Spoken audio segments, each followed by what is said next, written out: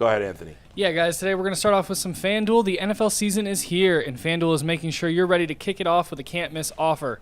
Right now, new customers can bet just $5, and if your bet wins, you'll get $300 in bonus bets to use across the app. I like using FanDuel because it's quick, it's easy, and it's the best way to add a little bit more energy to my Sundays. So, I got a question. Are you guys ready to play? Download the FanDuel app now by visiting FanDuel.com/UCSS to get started. That's FanDuel.com/UCSS to place your first $5 bet. All right, Browns lose, get crushed by the Lions. Dustin, give us your instant reaction to the game. Sort of expected it. Didn't think that the Browns were going to be up to it offensively. Yeah.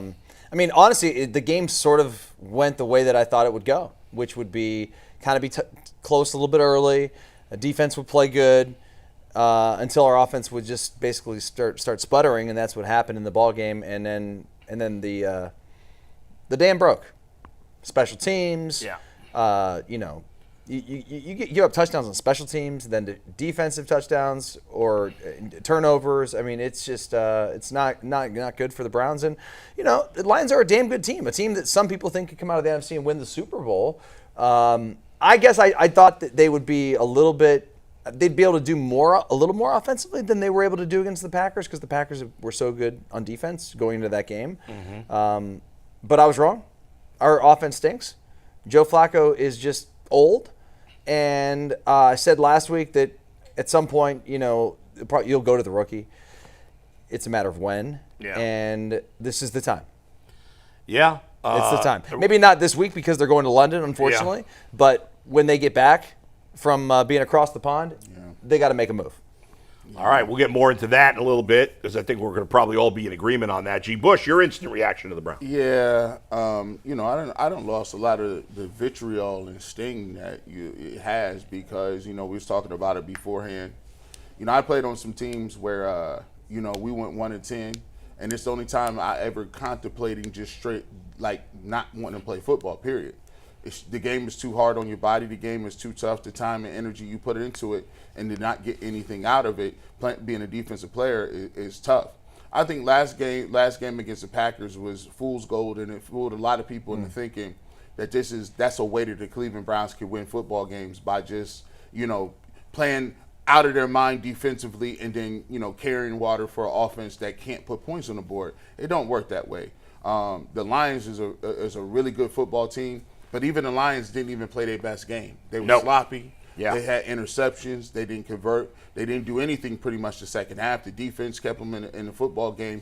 But when you got punt returns and kick returns and stuff like that, and you got a quarterback who can't – I don't even You got receivers that can't catch. You got quarterbacks that can't throw, can't move. Receivers, half the time when it ain't there, we throwing interceptions. But when it do come to them, they ain't catching the rock. Mm-hmm. You got tackles that are terrible. And at some point in time, look, we didn't create the roster. I didn't create it. Dustin didn't draft these dudes. They drafted them.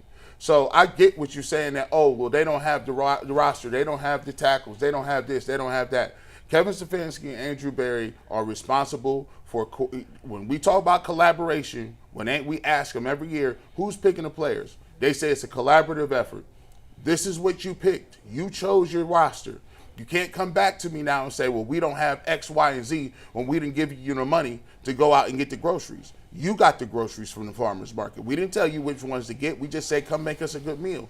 Every single week, we got this nasty Salisbury steak in the microwave. At the end of the day, you don't have a quarterback, and I'm questioning at some point if they don't make changes quick enough, do you have the right general manager or coach? Do you have what it takes? You haven't seen 20 points since December of last year. You got games and games and games. You're 4-17, I believe, in your last, I don't know how many games. And out of those games, and by the way, when you were throwing for 300 yards every single game with Jameis Winston, Stefanski wasn't even the coordinator. It was Dorsey that was calling the plays. So, in my opinion, it's time to really start zoning in on this. And I can't keep giving Kevin Stefanski these passes when every single week is something happen. We got this thing where it's everything in the world is just happening to the Browns and it's bad. No, bro, at some point you got to pull yourself up and say, guys, this is not acceptable and we got to figure it out and get something done. But, for us, it's the same. It's the same thing every single week, Bull. You hear the press guy, we got to get better. It's on me, but they don't get better. So I'm done being salty about it and trying to convince people that change needs to happen. I just go, go Guardians. Cavs. Go Guardians. Yeah, Go, we'll get go into Bucks. it Go in a Bucks. second. Yeah. Go Bucks. Including the playoffs, the Browns have lost 20 of their last 24 games. Going back to the final regular season game of 2023, including the playoffs, the Browns are 4-20 in their last 24 games. Obviously, I was going to say it's the worst, but the Titans might actually be equal or just as bad, but still, one of the two worst. Part of me says, well, I thought they were going to stink. I didn't pick them to win many games, so can I kill them for being this bad? No, I'm not going to kill them for being that bad because I expected it. But it's still, once you actually see them play, like, first of all, it shows you that no matter how good your defense is, you cannot win. Like, back in the day, with the Ravens back in the day, the Buccaneers even to some degree, or the Buccaneers, I was going to say the Seahawks to some degree, but not even those Seahawks. But the Seahawks had running backs. But they at least had decent offensive team. Right. But back in those days, like, your defense could be so overwhelming that you could win games 13-10. Like, you could win low-scoring games 20 years ago. You can't win that way. You have 22 teams in this league averaging 20 or more points per game. You have like half the league averages 24 points or more, right? Believe it or not, the Browns are actually 31st, not 32nd in points per game. The Titans are even worse. They're 15th, right? They have 15 points a game, something like that. The Browns are averaging exactly 15. The Titans are averaging like 14 and change. So, I mean, you cannot – again, the Browns defense, keep in mind, the Browns have faced 4 – I know you look at the Bengals now aren't – because Browning. But you faced Burrow. You didn't face Browning. The Browns faced 4 of the 10 best defenses in the league, offenses in the league. You have faced the worst quarterback you faced is Jordan Love. He put 40 points up last night on the road. Jordan Love or Jared Goff, whoever you think's worse of the two. They're both good quarterbacks, right? Yes. You faced 2 great quarterbacks, 2 good quarterbacks. You faced teams with all kinds of weapons on offense. And your defense has played fantastic. They didn't lose that game because of defense yesterday. Most of the Lions' drives were short because of turnovers, because of field position on the special teams. We gave the special teams a 1-week reprieve because they had a good week last week, and they were this was like the worst that it's ever been. You're giving up, was it a kick return or a punt return? Punt return for a touchdown. Like every return, I feel like when the Browns return the ball, it goes like 3 yards, or it's a 2 fair yards. catch. Every team against the Browns, they at least get 15 yards on the return, it seems, almost every time. Those are hidden yards. You don't see those in the statistics.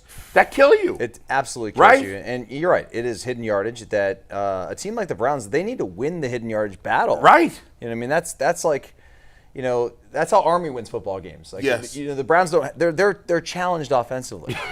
Okay. Yeah, nice way to put it. This man's comparing Challenged. them to Army and Yeah. Navy. When you are getting compared to the Marines, Yeah. and they don't even have a football team, We're limited. Yeah. you can't. They should be running. Maybe they got to run the triple option. I don't know. Though. Something to level the playing field. I mean, it's crazy. I'm sort of joking, obviously, guys, but I mean, but you know, my point is like the military academies, they have to like find ways to every way. Right. They got to score on special teams, defense, Right. what have you. The Browns need that to win games too, and they're not getting it. No, They're not going to get it. No, they had to play a essentially perfect defensive game last week to win, only because Jordan Love threw that pick. And they're a 1-3 football team. I'll be surprised if they win this week. I can't believe they're only a 4-point dog. Then they go to Pittsburgh. Well, Say what you want about Pittsburgh. They keep winning. They find ways to win every week. They're the anti-Browns. Their defense, number one, looks good. Aaron Rodgers is still Aaron Rodgers. Yeah, he didn't have a terrible year last year. No, I wouldn't say he's Aaron Rodgers. He's not elite anymore, but he's still solid. I mean, dude, how in anyone's right mind would you yesterday have bet on Carson Wentz over Aaron Rodgers? Yeah. And Carson Wentz's numbers are so misleading as he put up all those numbers in garbage time. He threw it, the 81-yard almost touchdown to, what's-his-face on the outside, the USC receiver. I didn't see it. Former USC receiver. What's his name? Anyway. Yeah, it doesn't matter. Anyway. Look, we're going to get to a point where it comes Tuesday, and this is always what we get. We'll talk about Monday, and we'll say what the Browns do. But by Tuesday, somehow you turn on the TV, somehow you turn on the radio, you listen to the podcast, and all of a sudden this wasn't that bad. It wasn't that bad, guys. We were a couple plays away from being in that football game. Stop it. Stop the madness. Like, what are we doing here? Like, the Cleveland Browns are an expansion team on offense. Yeah, I mean, that first drive, we were saying it right before we went on the air. That first drive was awesome. They moved the ball down the field. Flacco was 6 for 6 for 70 yards. Judkins had a couple of nice runs. Even with the nervousness on the goal line because it took till fourth down to get in, they found a way. They got in. And then after that, I don't know. He only completed 58% of his passes. Now they have to go in 6 for 6 on the first drive. I talked to TA on the drive-in. We were chatting about some analytics stuff and some gambling numbers and things like that. And he texted Zach yesterday because it's like free money. If the Browns score like early in the game, like an opening drive, take the Browns team total under immediately.